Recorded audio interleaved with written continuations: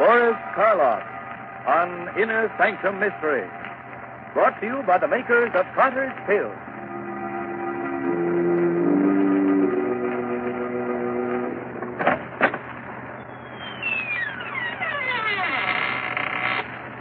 Good evening, friends. Let me welcome you once more to the Inner Sanctum. This is Raymond, your host. Come in, won't you, and sit down? No, I'm not being polite. I'd prefer you to sit, you see.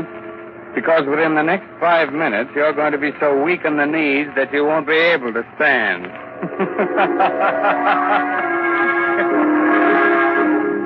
Inner Sanctum Mysteries again has the pleasure of bringing you the famous star of radio, screen, and stage, now featured in the current Broadway success, Arsenic and Old Lace, Boris Karloff. This evening, Mr. Karloff appears in Robert Newman's dramatization of Edgar Allan Poe's famous story, The Telltale Heart. Presented for your entertainment by the makers of Carter's Little Liver Pill, the best friend to your sunny disposition.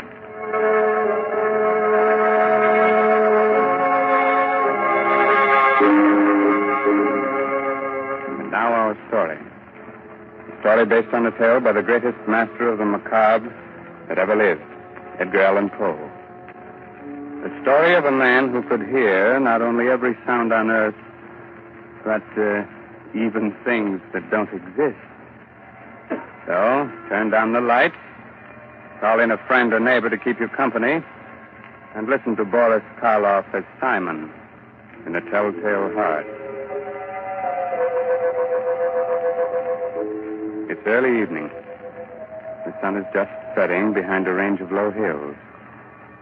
On top of the nearest hill is a huge rambling building surrounded by park-like grounds. A road winds from its gates down to the little village below. Down this road comes a man. He's tall, gaunt, his hair snow white. He's so busy with his thoughts that he doesn't see the small, dark man who sits by the roadside. But just as he is about to pass him... Good evening. Huh? Oh, why, good evening. Nice evening, isn't it? Nice? Why, it's the most wonderful, perfect evening I'll ever know this side of heaven. You don't say. You can't know what it's like to feel as if you've just risen from the dead. As if your tomb was opened, and you were told that you could return to the world that you knew and loved. Can't I? You can't. You see, my name is Simon. I was a musician. 2 years ago, I went stone deaf. Suddenly. Completely. Do you know what deafness means to a musician? It's like dying. Or worse. Like dying and knowing that you're dead. Oh, I went to doctors, but they could do nothing for me. But finally, one of them sent me to see the doctor who has the place up on the hill here. Dr. Adair? Yes, Dr. Adair. He kept me with him for 6 months, and now I'm going home again. He cured you? You can hear? Hear? Listen. Listen hard, and tell me what you can hear right now.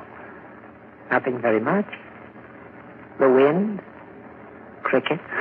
Cricket and the wind. Do you know what I can hear? I can hear the grass growing, the sap rising in the trees. I can hear the stars moving in their courses. I can hear things that no man ever heard before. Now do you know why I said that this was the most wonderful evening that ever was? Yes, Simon. But I knew why before. You see, I just left the place up on the hill myself. You left there? You mean... When I was taken there, I was blind. Oh, your eyes, yes. I hadn't noticed before, but they are strange. Shall we walk on together? Simon?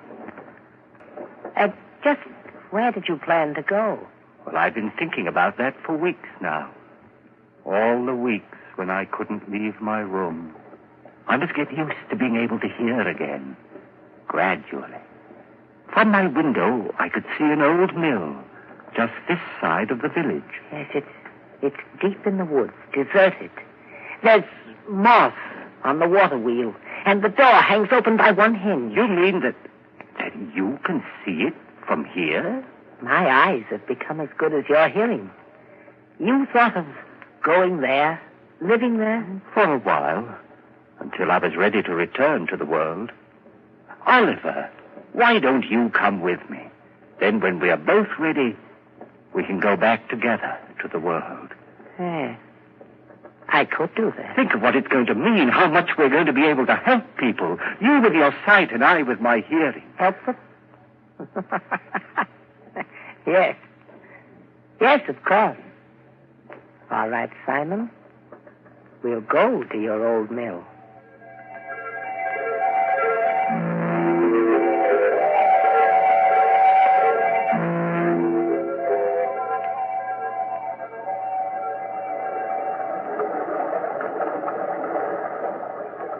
This way, Oliver. Up this path. What? Someone's coming. The farmer, he seems to be looking for something. Good evening. I'm looking for my cow. Have you seen her? Well, what kind of a cow is she? A brown and a white one with a crooked horn. Wait. I hear her. She's grazing in a field on the other side of the woods. Hear her?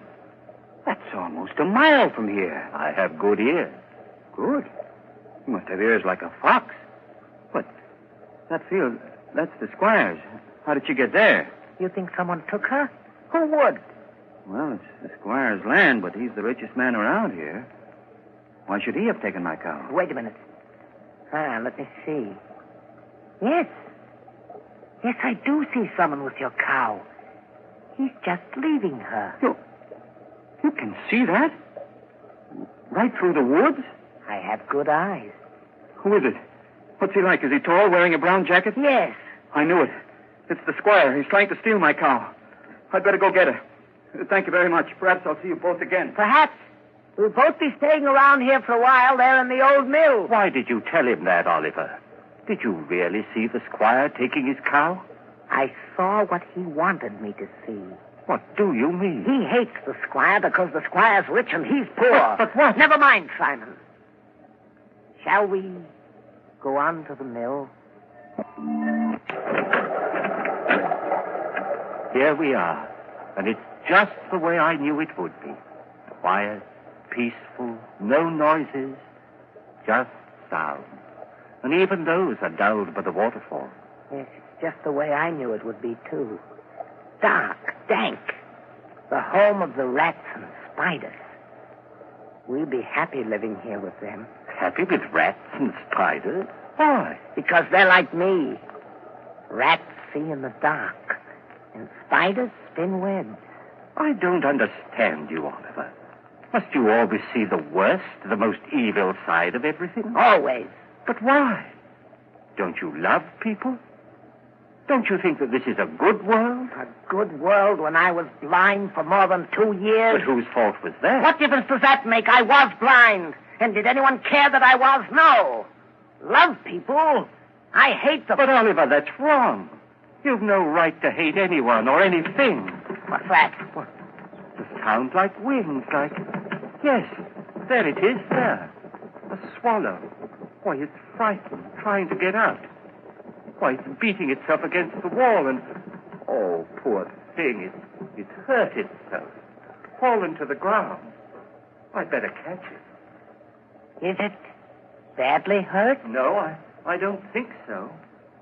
Oh, just this one wing. Here, let's see. Perhaps we can put a splint on it, heal it. Do you think so? Here, Oliver. But be gentle. It's still terribly frightened. I will. Oh, Oliver! What are you doing to that bird? Doing... Blood, you've crushed the swallow, killed it.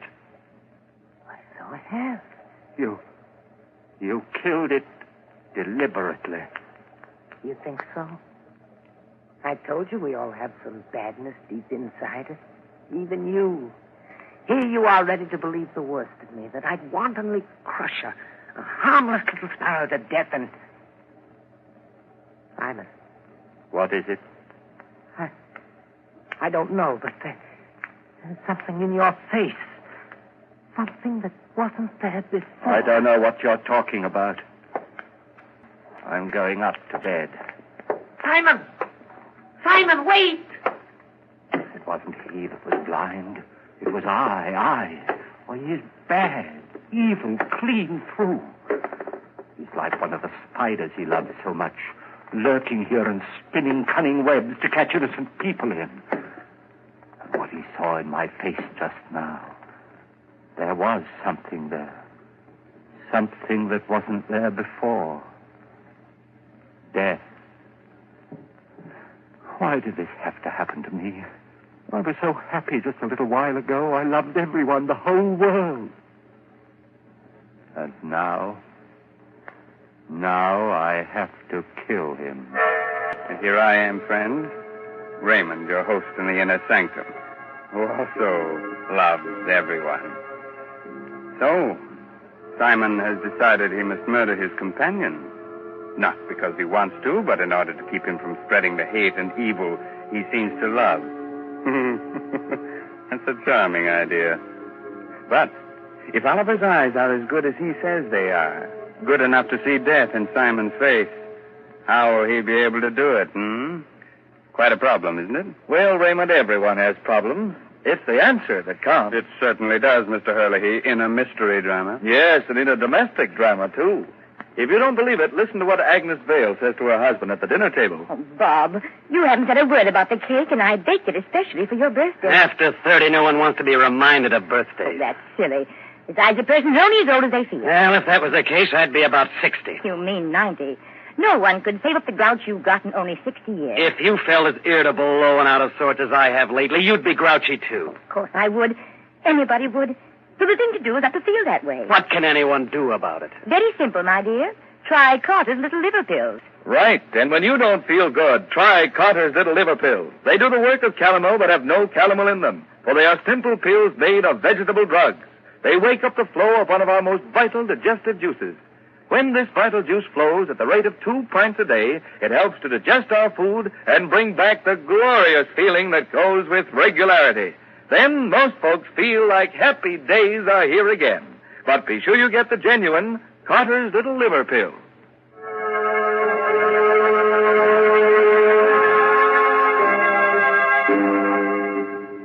Well, friends, are you sorry I advised you to sit down before? No, I thought not. You still want me to go on with the story of the Telltale Heart? Very well. It's a little later that same evening, and Simon is sitting in the upper story of the old deserted mill, waiting, listening. Sleep, Oliver, sleep. Aren't you ever going to sleep? Oh, I know you're lying down. I heard you getting undressed. I even heard the thread snap when you pulled that button off your shirt. But you're not asleep yet. I can tell by your breathing, the way your heart's beating. And that's what I must wait for. The time when you're really asleep. When you close those hawk eyes that can see even in the dark. That could read murder in my face when I didn't know it was there myself. Wait a minute. There. Now you're asleep. And now I must go. Easy with the door. Careful. And even more careful going down the stairs. Shh. Don't creak like that. Suppose he wakes. No, he can't. He won't wake up. He can't. And even if he does... here we are. The door to his room. How shall I do it? Those sacks he's using as a pillow. If I pull them out and held them over his face and smothered him, that's it, yes. Then I wouldn't have to touch him. I wouldn't... Who's there? Who's there? There is someone there. I can see you. It's Simon. Yes, it's Simon. What do you want? What are you doing here? I know you've come to kill me. Yes, Oliver. I've come to kill you. Philip, You can't do that. You can't. Yes, Oliver, I can. And I have to. Oh, please don't struggle like that. I'm stronger than you are. You can't get away from me. You can't. You can't.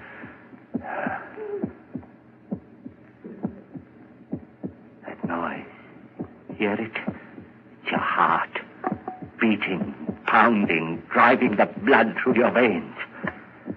It's beating more slowly now. Slower and fainter. Running down like a tired clock. And I'm not going to let you go until it's stopped. So don't struggle. Don't struggle, please. Just a few seconds more. I can hardly hear it now.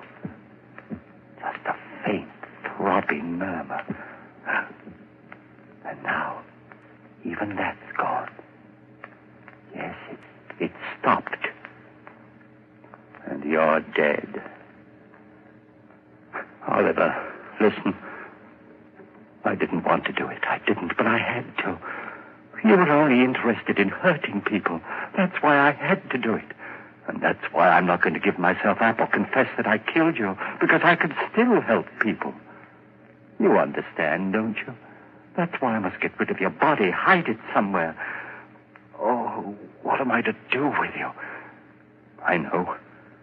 I'll keep you here, tear up the floor and hide you underneath it. Yeah. Let's see now, this crowbar. And this one here, there. That should be big enough. And now, in you go.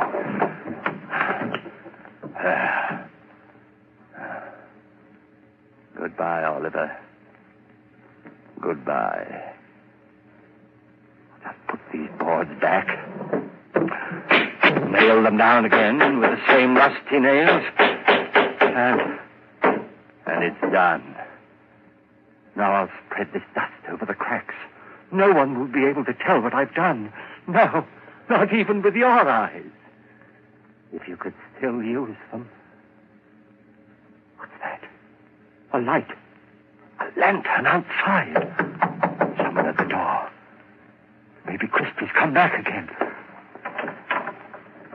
Yes? Who is it? It's Trent, the constable. The constable? What do you want? Oh, nothing much. Thought I'd drop in. Say hello. Come in, constable. Come right in. Thanks. Queer time of night to be visiting, but I heard there were strangers living out here, and I thought I might... Why, of course, it's part of your job to investigate strangers, isn't it? In a way. Not that you're a stranger, exactly. What do you mean? Well, you've been around here for some time, haven't you? Up at Dr. Adair's place in the hill, I mean? Oh, yes, of course. I just left there this afternoon. Uh-huh. And your friend, where's he? Sleeping? Friend? Why, there's no one here with me. I'm all alone. What the doctor said. You mind if I look around? No, of course not. Not that I doubt your word or anything like that. Oh, no, don't apologize, Constable. Go right ahead. Well, Constable? There's certainly no sign of anyone else. Well, I told you so. Yes, you did. Now, I'll just sit down here for a minute. Get my pipe going. No, not there. Don't sit there. Why not? Because, well, it was just that the floor looked a little rotten right there, and I was afraid that... Oh, I guess it's all right. Sure. Strong enough to hold me, anyway. Don't stop me if I hurt you. Good heavens. What's that? What's what? That's throbbing. That noise. Beating away like... I don't hear any noise. But you must, you... Those ears of mine. Sometimes they're too good. It's just your watch ticking. Watch? I haven't got a watch on me. You haven't? But then what? Oh, look, Constable, I could use a bit of exercise. Suppose I walk you back to the village. Well, that's mighty nice of you. I'm glad to have your company. hurry, is there? Just let's sit there for a while. I don't want to sit. Constable, will you come now? Now, this minute. If you don't, I don't know what I'll do. Hey, you have gotten yourself into a state. Is anything the matter? No, of course not. It's just that I get nervous, restless, and you won't mind if I walk up and down right here, will you? It'll make you feel any better. Go ahead. Thank you. This floor, it is noisy, isn't it? It isn't noisy enough. Constable, this lever here, I've been wondering about it. What's it for, do you know? Yes, I think it opens the sluice, starts the mill wheel turning. It does? Then let's try it. See if it still works. There. Yeah, still works all right. It's quite a racket, too. You're not loud enough still. Constable, for heaven's sake, will you come now and leave here with me? If you don't, I'll go back. Look, there's no need to get so excited. I'm not excited. I'm perfectly calm and quiet. Will you come now, right away? But I told you. I know what you're doing. Sitting there, pretending you haven't heard, making me stay here and listen to it, beating louder and louder and louder. All right, I confess. I killed him. His body is right underneath you, under the floor. I killed him, and that noise you hear is his heart. The beating of his telltale heart.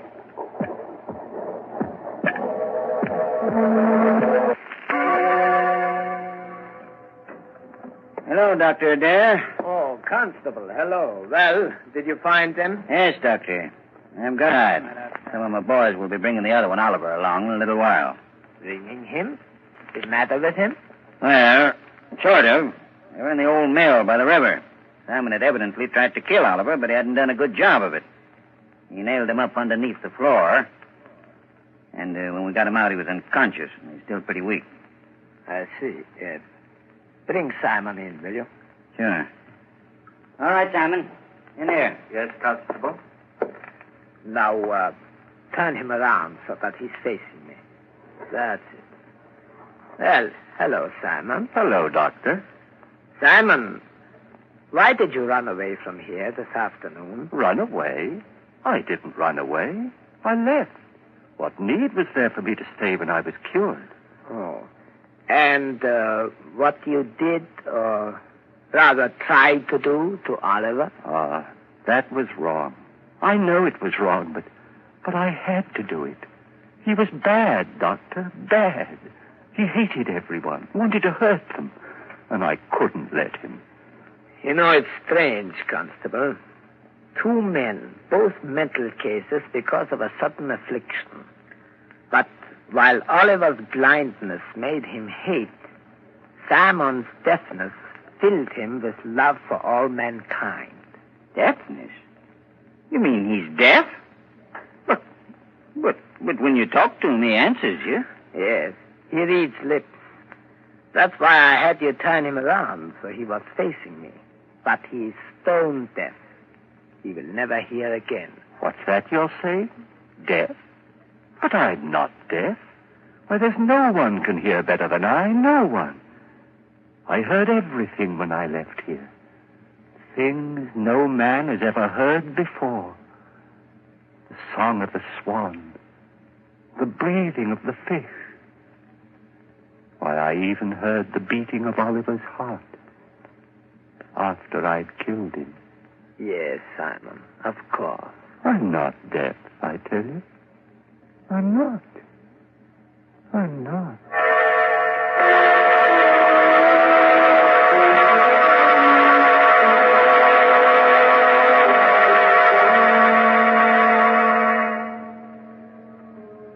So, Simon did hear all the things he said he did, even the beating of the telltale heart.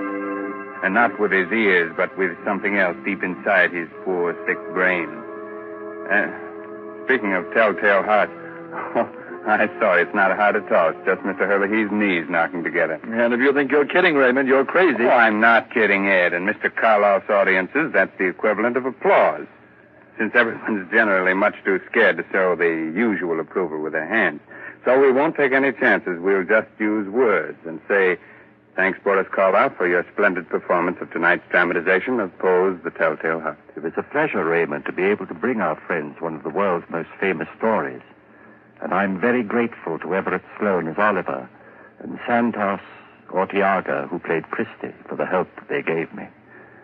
So now I suggest that you listen to Ed Hurley, who has some helpful advice for which you may be very grateful.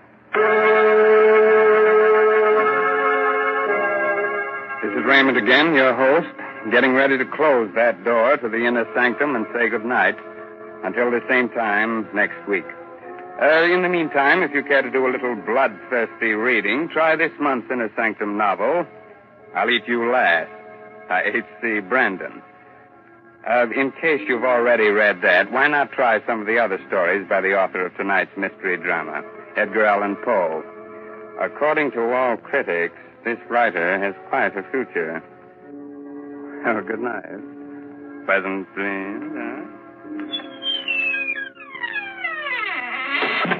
Inner Sanctum Mysteries will be on the air again next Sunday night, same station, same time, with another chiller for thriller fans. So be with us then. This is Ed Hurley, speaking for the makers of Carter's Little Liver Pills and reminding you, when you don't feel good, try Carter's Little Liver Pills, the best friend to your sunny disposition. This is the Blue Network of the National Broadcasting Company.